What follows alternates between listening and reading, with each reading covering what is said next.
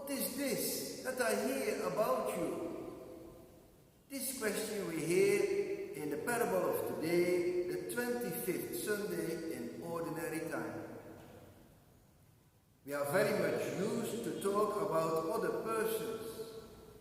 And fact is, we are not always fixed on the good news in the other.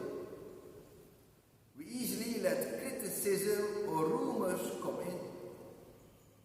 But today's charge that the steward was wasting the goods of his master was more than a rumor.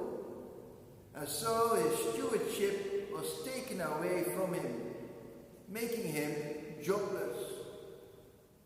And you know what it means to lose your job when every naira or dollar counts. We have the saying that if one door closes, God opens another door. Very true. But uninspired and with a negative mindset, we ourselves often open a door which is far from the door God has opened for us. And the result is cheating and robbing, or in the words of today's first reading, deceit and false balances. Faced with one door closing, the steward asked himself, "What shall I do?" This crucial question we have to ask ourselves often. Faced with today's trying challenges, there is the temptation not to ask this question, and rather allow yourself to be led by your emotions and feelings.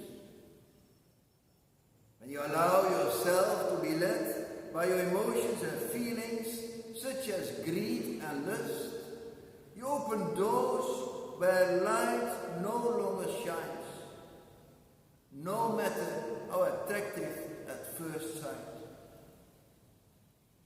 Without doubt, the steward did not just follow his emotions and feelings, but reflected deeply what to do next.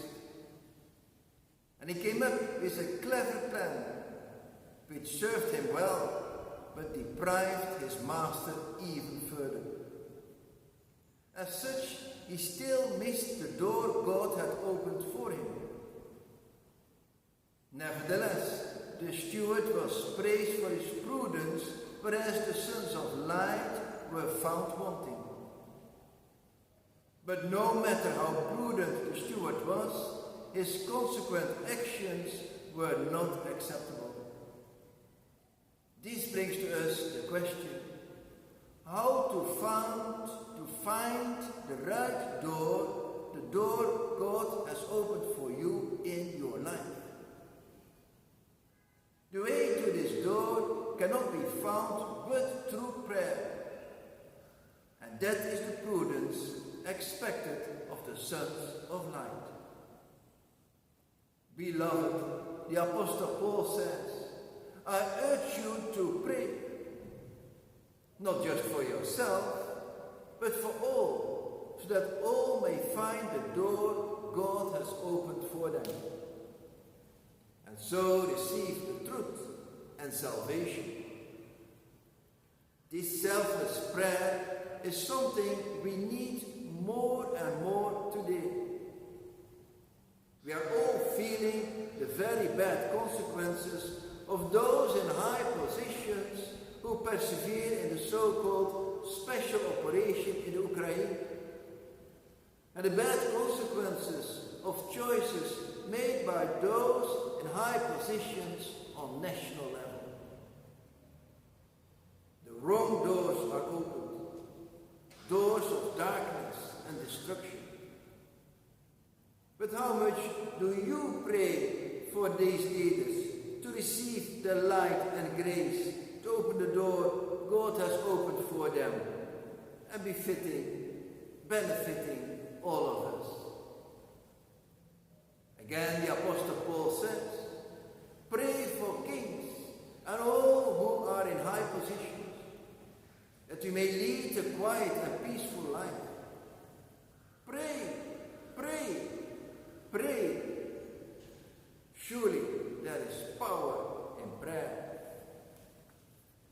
An ancient story tells us that there was once a mother who had 2 daughters. The mother first visited her eldest daughter, who asked her to pray for rain so that her flowers will grow. Then she called on her other daughter, who implored her to pray for sunshine because she is planning a journey. The mother agreed to pray for both intentions, but then realized that both cannot be granted at the same time. How realistic this is. We can even recognize the same contradiction in some of our own petitions. Good to realize that prayer is a purification from desire to love. Prayer does not change God, but changes us so that we become free from ourselves, free from selfish desires, and so truly available to be used by God for others. To become free from yourself is another way of saying to leave everything and so find everything, which is the fullness of joy. As Jesus said, I have told you this so that my own joy may be in you and your joy may be complete. Indeed, the absolute answer to prayer is joy, happiness, and salvation. It is, in the words of the by then Joseph Ratzinger, a total availability, a letting go so as to serve however God may use you.